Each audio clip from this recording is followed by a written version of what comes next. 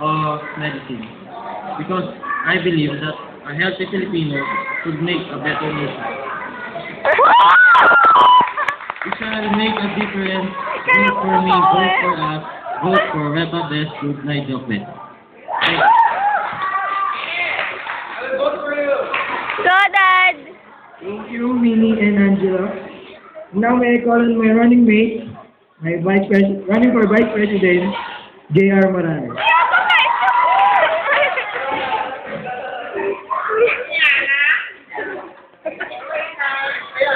Good afternoon. I'm Raja Morales, running for Vice President. I'm the Best Good Man and Doctor. And I'm here to present some of our platforms. Take success for it. I believe in upgrading technical skills. The country's workers and encouraging more entrepreneurs to create business in the country. And is willing to push for it. Whether entrepreneurship is important, of course. Entrepreneurship should be encouraged. In fact, skills training should be encouraged for those who want to work right away. I think, for Tesla, it's a good idea. The Technical Education Skills Development Authority should also be promoted, and likewise, the creation of more call centers should be encouraged because it provides jobs to many young ones in our country. On supporting the science and technology industry, the industry is developing on its own.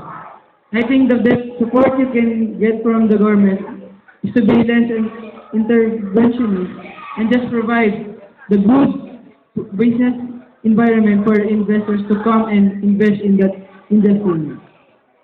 Of course, more support, a statement from industry leaders and politicians. I'm not sure if there's any piece of legislation needed to further support the industry, but I think the best support would be to give a good business environment.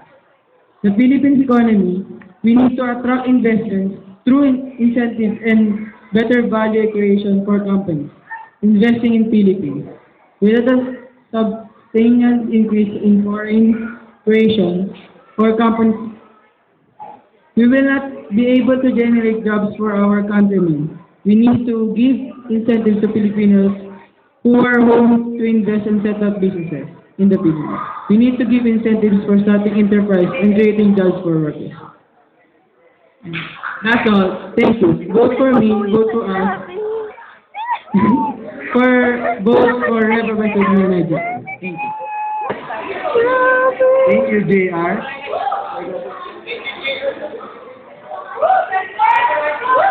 Now you have met all my members. Once again, I am Luis Raybar, running for President of our party list, Reba Best Good Night Jokbet. First on my list is outlaw, deceptive, and dishonest media.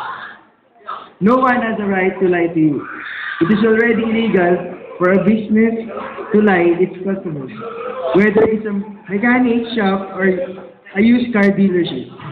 In today's world, media is in a fact even more crooked than government. Because we expect government to lie, but we expect media to report some of it, which they seldom do. Secondly, eradicate all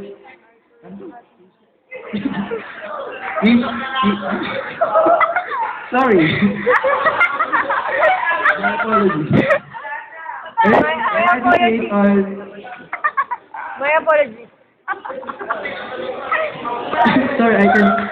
You know. My apologies. Apologies. Second on the list is eradicate all fiscal waste. Do you know why governments waste so much tax money? Because it can. There's no law stopping them. But when I get elected, we're going to make this one of the most serious felony crimes on the books. Thirdly, kiss the war on drugs a joke. Ay, hindi ko sabi. Sorry. War on drugs.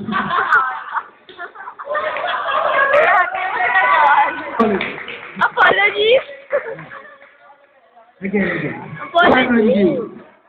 We have husbands fighting wives, brothers fighting brothers, and millions of people trying to rip each other off because of greed. Greed. Greed. Its effects are catastrophic. Kids have killed each other over sneakers. Can you believe that? Anyway. Fourth is, build 200,000 units of affordable housing as soon as possible. I believe that housing is a right and not a luxury. No more sorcery in government. I'm going to make it illegal for government to be...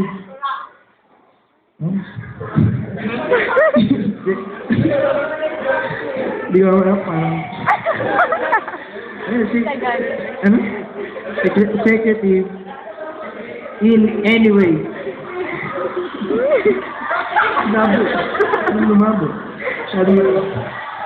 Every single thing we do must be okay with the taxpayers, who are the boss.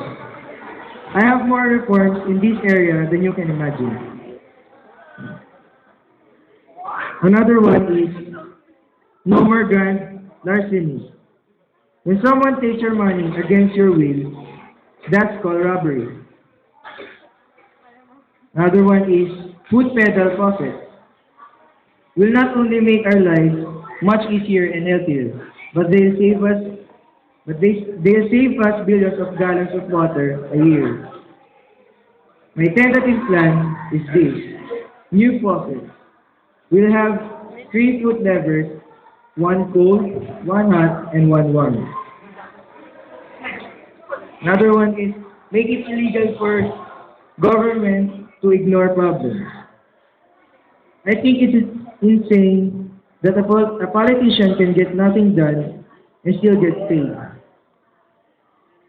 And so, I intended to stop this. Convicted cops automatically lose their pensions. More support for smaller arts organizations. For those of you who think we should trust the marketplace, well then you'll end up a jury. You'll get cash from your boss pocket. Do something violent, about domestic violence. Yet another broken record that doesn't seem to change. Domestic violence has to be as popular as it is today. This is our plan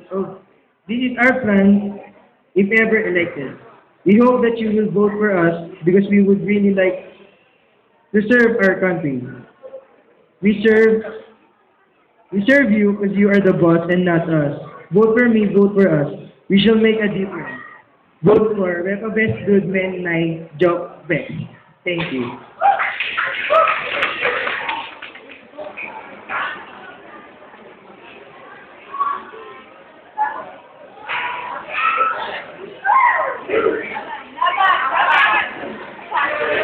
Laban. Laban Pilipinas. Go!